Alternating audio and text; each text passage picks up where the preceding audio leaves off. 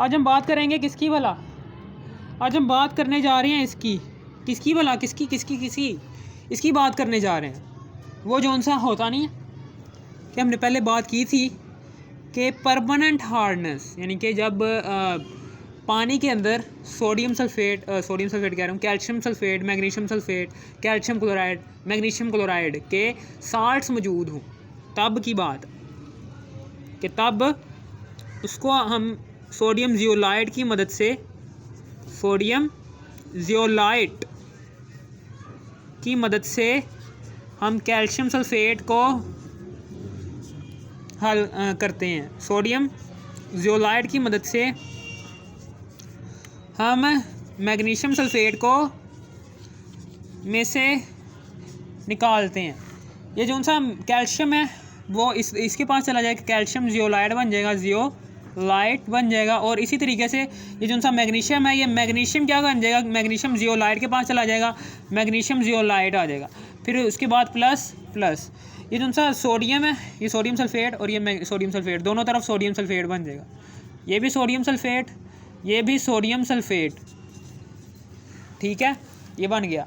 Calcium zeolite और magnesium zeolite, ये दो जियोलाइट्स बन गए हैं। अब उसके बाद इस दौरान कैल्शियम और मैग्नीशियम के आयंस जोन से, ये डाईवैलेंट कैटाइंस जोन से, ये इंटरचेंज हो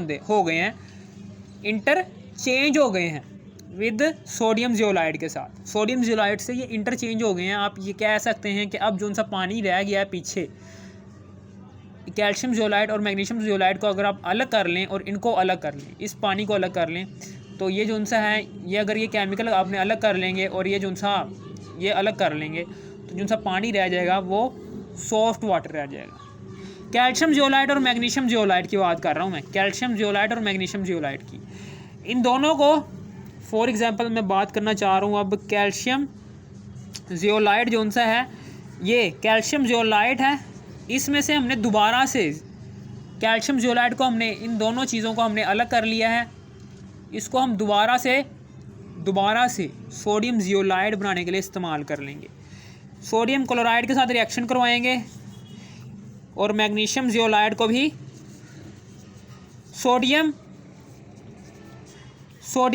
क्लोराइड के साथ रिएक्शन करवाएंगे, ठीक है ना। इन दोनों तरीक़ों से एक ही चीज़ बनेगी, यानी कि दो सोडियम है, क्योंकि सोडियम दो है ना, दो एटम्स है सोडियम के, इसलिए हमने दो सोडियम के एटम्स लिए हैं। Na2 जियोलाइट बन जाएगा दोबारा से। Na, ये वाला 2 जोन सा है ये इधर आ गया, और ये जियोलाइट जोन सा है ये दोबारा से बन गया जियोलाइट। इसी तरीके से ये जोन सा है Na2 ये है, यहाँ पर ये है, और जियोलाइट ये वाला आ गया इधर, ठीक है। और फिर उसके बाद अब हम इसके बाद क्या करेंगे, ये जो सा कैल्शियम है, कैल्शियम और ये क्लोरीन के साथ, ये जो सा दो है, ये दो एटम्स है ना क्लोरीन के, सोडियम के भी दो एटम्स आ गए इधर, और क्लोरीन के दो एटम्स ये आ गए, कैल्शियम क्लोराइड। इसी तरीके से ये मैग्नीशियम है, मैग्नीशियम ये आ गया, और कैल्शियम क्लोरीन के ये दो एटम्स, ये दो क्लोरीन के दो क्लोरीन के एटम्स ये आ गए। इसी तरीके से ये सोडियम जियोलाइट और ये भी सोडियम जियोलाइट, ये सोडियम जियोलाइट बन गया है। ये सोडियम जियोलाइट हम दोबारा से इस्तेमाल करेंगे। सोडियम जियोलाइट का हम कैल्शियम सल्फेट बनाने, यानी कि सोडियम जियोलाइट बन गया है ना। अब ये सोडियम जियोलाइट का दोबारा से इस्तेमाल करेंगे हार्ड वाटर में मौजूद कैल्शियम और मैग्नीशियम के साल्ट्स को मिटाने के लिए, ठीक है, समझ आ गई। यानी कि दोबारा से हम ये वाला रिएक्शन लिखेंगे। सोडियम जियोलाइट आ गया है, अब हम इसी सोडियम जियोलाइट को